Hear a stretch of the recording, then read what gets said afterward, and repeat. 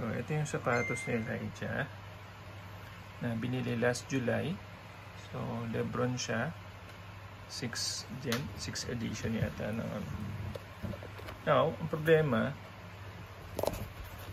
ito nito. Yan. Nasira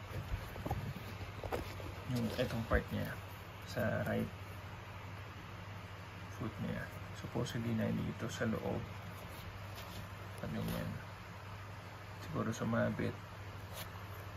Hindi siya parang sumabit kasi tumatakbo ko. So parang kasi diba medyo maluwag itong binili. So yung every ganun ko para pa-side-side siguro. Ayun, sa side step daw. Ayun. So punta kami ngayon sa sa store. Tatanong namin kung pwedeng mapalitan kung maayos. I don't know.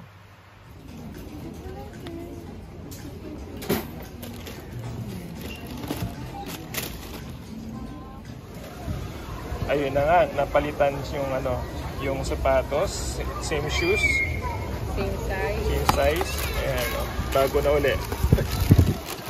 So chinek na uli kung matibay dito, okay naman. Sana wag na mapiktan. Pero kanina ng pag-okay lang. Normal. So thank you sa night. Thank you so much. Ito may totoo yung replacement. Pinaltan nila.